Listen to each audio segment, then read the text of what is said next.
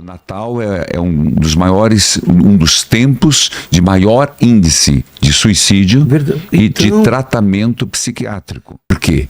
Porque você o Natal passa pelos filmes, né? Pensa os filmes Famílias reunidas, família, aquela neve caindo, tudo americano, né? Claro. Mas as televisões pagas estão cheias dessa imagem família. Aí a pessoa, de repente, ela cai na real. Pô, minha família não é isso. Aquela família eu não tenho com quem passar. E começa a vir as lembranças. E também tudo, a gente vai falar do Natal mais pra frente, mas tudo no Natal converge para o próprio ser humano se encontrar consigo e com Deus.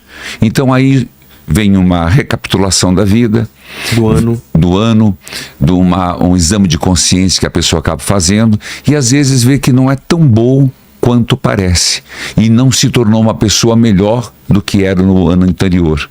Então isso dá uma certa frustração, tristeza, melancolia. Mas eu não estou aqui para falar sobre isso, eu estou aqui para falar de cura, que Deus pode curar até a pessoa que agora está se sentindo nessa situação. Estou lá no fundo do poço. Eu já quero dizer, da última vez que eu estive aqui, eu fui para o fundo do poço, na enfermidade, me levantei. E eu quero partilhar isso, é o que eu tenho escrito muito. Inclusive, o livro atual, né, que é Alma Ferida, Alma Curada, é o livro que eu melhor me encontrei, Vilela. É o livro onde eu escrevi para mim. Eu acredito que eu escrevi no meio da minha dor, das minhas patologias clínicas, da minha falta de mobilidade, que eu fiquei muito tempo parado, fiquei 4 meses deitado numa cama por causa de uma cirurgia que acabei tendo que fazer. Eu cheguei, meu Deus, eu lembro como se fosse o dia 30 de outubro do ano passado, eu cheguei de Fortaleza, um mega show, 5 horas da manhã fui para o hospital, fui fazer uma cirurgia da coluna, L4, L5. O médico falou, quarta-feira você recebe alta, na outra semana você tem show em Divinópolis, você vai. Foram 20 dias de dor, hilariante não, horripilante. Eu gritava de dor. E na verdade depois eu fui procurar, como eu perdi um pouco a mobilidade da perna e outros problemas. E o problema foi que trincou o platô.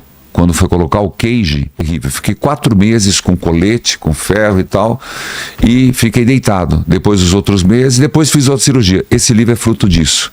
Então eu falo com muita propriedade o que é sofrer, o que é estar no fundo do poço e o que é ser curado. E foi assim, o primeiro diário espiritual eu fiz para mim, porque eu ia de 3 em 3 meses conversar com ele. E eu chegava e ele falava, não quero saber de hoje.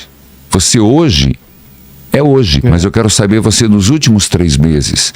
Então ele me ensinou a colocar mais, menos e o porquê. Então ele pegava o diário e ele dizia, você está mais no menos. Todo dia você está errando nas mesmas coisas. Então eu falei, isso me ajudou muito, eu me conhecer diariamente. Aquele texto de Jesus, vinde a mim, todos vós que estáis cansados, abatidos e fadigados. O meu peso é leve, meu jugo é suave. Então, para sair com o jugo suave do Senhor, a gente tem que entregar de vez. Chegar, Jesus, está aqui, e eu não pego de volta. Enquanto não for solucionado, eu não pego de volta. Eu faço isso muito com as santas chagas de Jesus. Falo, Senhor, nas tuas santas chagas eu estou colocando essa minha enfermidade, essa dor que eu estou sentindo, esses médicos que não estão acertando e só está me dando oxicodona, que é um absurdo, né? Você ficar tomando isso, tramadol e etc. Eu falei, Senhor, resolva, eu sou teu filho. E aí ele resolveu. Nunca puxe o problema antes de Deus resolver. Não existe pessoas que perderam a guerra. Nós somos filhos da vitória. Existem pessoas que desistiram antes do tempo.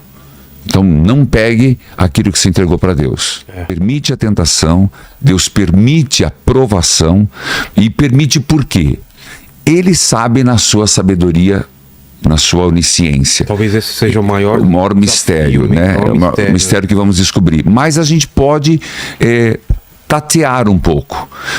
que algo que ele disse, eu não deixo ninguém passar por uma provação maior do que as forças. Eu não dou a cruz maior do que a força para carregar. E eu estarei sempre contigo. Então, tudo que passarmos, toda dificuldade que passarmos, nós temos a certeza, Deus está comigo. Mas então, se Deus permite, permite quem? Permite o diabo. E aí nós vamos entrar na questão da cura. O que é a cura? Nós somos seres, e esses dias eu pensava, até pregava sobre isso. Deus transborda de amor. Se você olha as cataratas do Iguaçu, vamos falar do Paraná, se você olha os cânions, se você olha a natureza, a floresta amazônica, se olha as aves, os pássaros, você vê a coisa tão linda, e pensar que tudo aquilo foi um desdobramento de Deus. O Deus Criador criou os leões, criou... Através do verbo, né? O verbo se fez carne, falou, faça-se, e se fez. Só que, de tudo que ele fez, lindo, maravilhoso, olhai as aves do campo como se vestem, o ser humano foi o único que foi feito à imagem e semelhança de Deus. Nenhum outro animal, e nem nada da natureza, nem os anjos. A imagem e semelhança de Deus é o homem. Então existe um amor diferenciado. Existe um vínculo. Um vínculo muito grande. Então nós somos amados por Deus. Porém, existe alguém que se rebelou contra Deus, que nós chamamos de demônio, de Satanás. E isso, o grande problema, falar sobre isso, é que a maioria não acredita mais. E ele fica muito feliz que não acredita. Foi muito feliz quando as pessoas não acreditavam, que não queriam acreditar que a Covid matava. E matou. Matou. Assim, muita gente não acredita no diabo. Ele fica contente porque ele dança na vida. Ele foi um anjo desobediente, decaído. Ele perdeu, se estragou diante de Deus. E era o Lúcifer, o luciferário, né? Era Miguel, Gabriel, Rafael e Lúcifer. E muitos outros. Porque ele se rebelou contra Deus por ciúme de Jesus.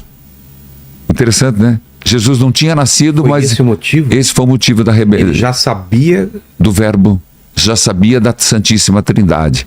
Então, a grande ciúme de Lúcifer, que era o mais belo dos anjos, foi o ciúme de Deus, a inveja de Deus para com Jesus.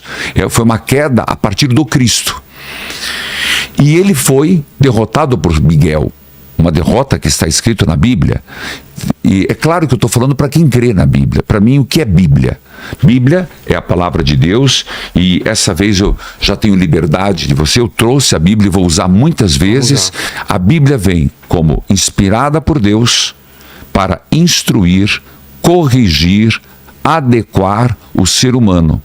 E pela palavra de Deus, fazê-lo perfeito e obediente ao Senhor. Então, a palavra, para mim, é inspirada por Deus. Agora, se você quiser comparar Bíblia Sagrada com Agatha Christie, aí, meu filho, aí não tem conversa. Não, eu prefiro a revista Super Interessante, porque é genial, é científica.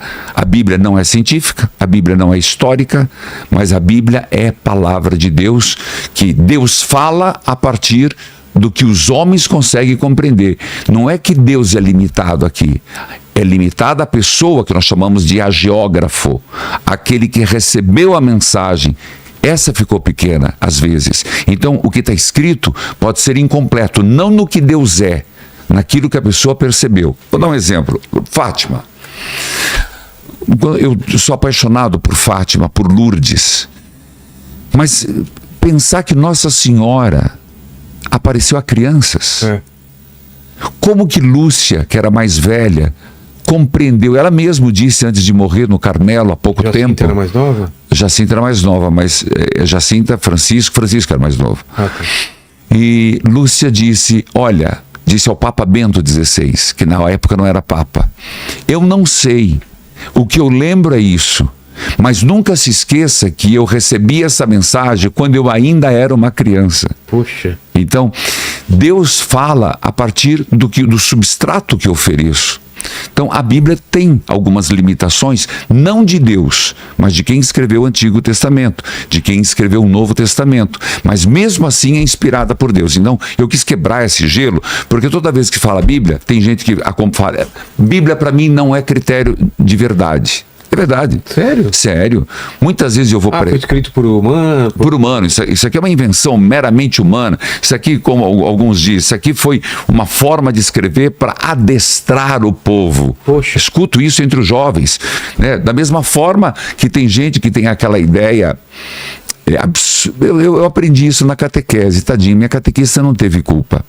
Mas ela ensinou assim, que havia um livro em branco que o Papa deixou na Capela Sistina, e quando ele acordou, foi lá e estava escrita a Bíblia. Puxa. Então, quer dizer, você não vai de um extremo ao outro, mas para mim é a palavra de Deus, inspirada por Deus para nos formar, para nos corrigir, para nos educar. Nesse contexto, eu estava falando de doença espiritual. Eu preciso falar de doença espiritual para falar de cura espiritual. Os antigos padres do deserto, nós temos que falar isso no início da igreja, eles diziam que o ser humano era assolado, era invadido, era molestado por oito espíritos maus, 8 demônios. Há uma diferença. Diabo é o maior, e ele tem seus anjos, que são os demônios. Então, o ser humano era constantemente atacado por 8 espíritos, 8 demônios. Essa palavra é muito forte no Oriente.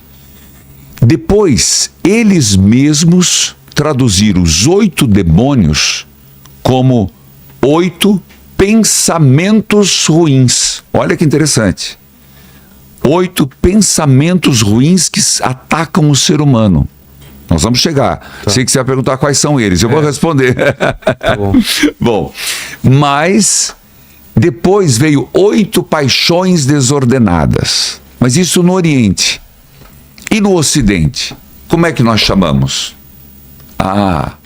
Para nós, para Santo Agostinho, São Tomás de Aquino, são os pecados capitais. É uma versão então, ocidental. a grande doença é o pecado, os pecados capitais. O problema é que quando a gente fala a palavra pecado capital, primeiro que tem gente que já não diz que não existe pecado. Reagindo na palavra.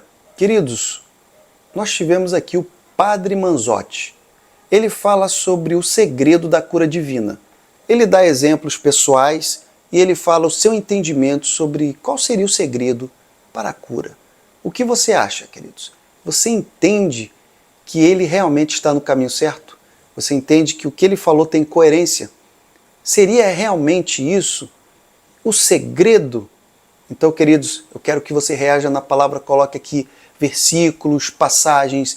Qual é a sua teoria? Qual é o seu pensamento? Você imagina que realmente tudo que ele falou tem coerência? Ou não seria por esse caminho? Nós temos que entender melhor. Esse assunto, ele tem uma amplitude muito grande e eu tenho certeza que várias pessoas devem ter uma opinião.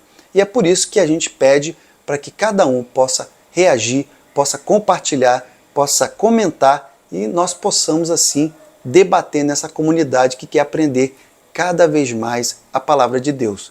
Até a próxima!